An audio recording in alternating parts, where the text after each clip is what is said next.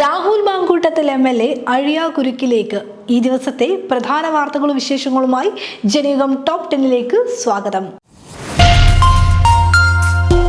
യുവതിയുടെ ലൈംഗികാരോപണ കേസിൽ രാഹുൽ മാങ്കൂട്ടത്തിൽ MLA അഴിയാകുരുക്കിലേക്ക്. ഭീഷണിപ്പെടുത്തി ഗർഭചിത്രത്തിന് വിധേയമാക്കിയെന്ന പരാതി രാഹുലിനെതിരെ യുവതി മുഖ്യമന്ത്രിക്ക് നൽകി. ഡിജിറ്റൽ തെളിവുകൾ ഉൾപ്പെടെ യുവതി പരാതിക്കൊപ്പം കൈമാറിയിട്ടുണ്ടെന്നതാണ് വിവരം. ഇതോടെ രാഹുൽ മാങ്കൂട്ടത്തിന്റെ അറസ്റ്റിലേക്ക് വരെ കാര്യങ്ങൾ എത്തുന്ന തരത്തിലേക്ക് കേസിന്റെ അന്വേഷണം നീങ്ങാനുള്ള സാഹചര്യമാണ് ഉടലെടുത്തിരിക്കുന്നത്.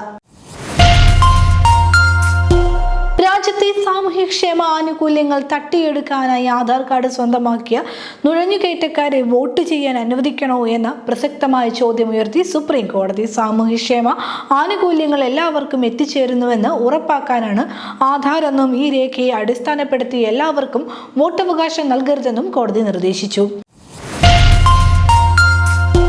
ബംഗ്ലാദേശിലെ രാജ്യാന്തര ക്രൈംസ് ട്രൈബ്യൂണൽ വധശിക്ഷ വിധിച്ചതിന് പിന്നാലെ 3 വ്യത്യസ്ത അഴിമതി കേസുകളിൽ കൂടി മുൻ പ്രധാനമന്ത്രി ഷെയ്ഖ് ഹസീനയ്ക്ക് ശിക്ഷ. പൂർവാഞ്ചലിലെ രാജുക് ന്യൂ ടൗൺ പ്രൊജക്ടിന് കീഴിൽ പ്ലോട്ടുകൾ അനുവദിച്ചതിലെ ക്രമക്കേടുകളുമായി ബന്ധപ്പെട്ട കേസുകളിലാണ് നടപടി. ഈ കേസുകളിൽ ആകെ 21 വർഷത്തേക്കാണ് ഷെയ്ഖ് ഹസീനയെ കഠിന തടവിന് ശിക്ഷിച്ചത്. അടുത്ത 5 ദിവസം നേരിയ ഇടത്തരം മഴയ്ക്ക് സാധ്യത. വ്യാഴം മുതൽ ശനി വരെ ഒറ്റപ്പെട്ട ശക്തമായ മഴയ്ക്ക് സാധ്യതയുള്ളതായി കേന്ദ്ര കാലാവസ്ഥാ വകുപ്പ് മുന്നറിയിപ്പ് നൽകിയത്.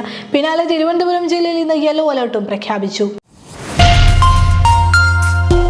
തദ്ദേശ തെരഞ്ഞെടുപ്പിന്റെ പോളിംഗ് ദിനത്തിലും ഫലപ്രഖ്യാപന ദിനത്തിലും സംസ്ഥാനത്ത് മദ്യം ലഭിക്കില്ല. 1ാം ഘട്ടം തെരഞ്ഞെടുപ്പ് നടക്കുന്ന 7 ജില്ലകളിലാണ് 7-ന് വൈകിട്ട് 6 മുതൽ 9-ന് പോളിംഗ് അവസാനിക്കുന്നത് വരെ മദ്യം വിൽപ്പന നിരോധിച്ചത്.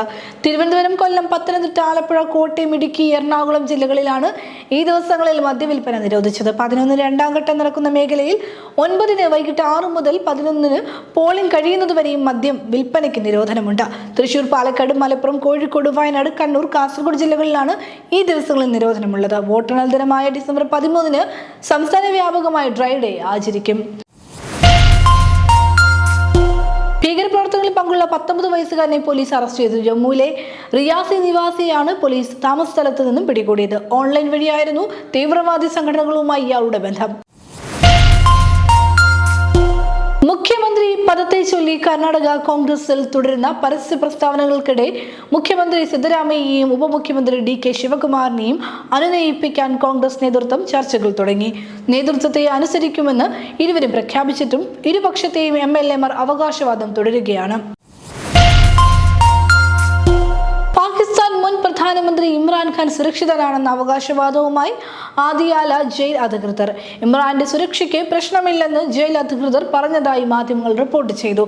ജയിലിൽ തടവിൽ കഴിയുന്ന ഇമ്രാൻഖാൻ കൊല്ലപ്പെട്ടെന്ന് അഭ്യൂഹങ്ങൾ ഉയർന്നിരുന്നു. അമേരിക്കൻ പ്രസിഡന്റിന്റെ ഔദ്യോഗിക വസതിയായ വൈറ്റ് ഹൌസിന് സമീപമുണ്ടായ വെടിവെപ്പിൽ 2 നാഷണൽ ഗാർഡ് അംഗങ്ങൾക്ക് പരിക്കേറ്റു. ഇരുവരും ഗുരുതരാവസ്ഥയിൽ ചികിത്സയിലാണെന്ന് FBI ഡയറക്ടർ കാഷ് പട്ടേലും വാഷിംഗ്ടൺ മേയർ മറിയൽ ബൗസറും അറിയിച്ചു. മലപ്പുറത്ത് കാട്ടാനയുടെ ആക്രമണത്തിൽ ഒരാൾക്ക് ദാരുണാന്ത്യം. നിലമ്പൂർ അകമ്പാടം അരയാട് എസ്റ്റേറ്റിൽ വെച്ച് ടാപ്പിംഗ് തൊഴിലാളിയായ ഷാരുവാണ് മരിച്ചത്. ജനയുഗം ടോപ്പ് 10 ന്യൂസിലൂടെ വീണ്ടും കാണാം. കൂടുതൽ വാർത്തകൾക്കും വിശേഷങ്ങൾക്കുമായി ജനയുഗം വെബ്സൈറ്റ്, YouTube ചാനൽ എന്നിവ സന്ദർശിക്കുക.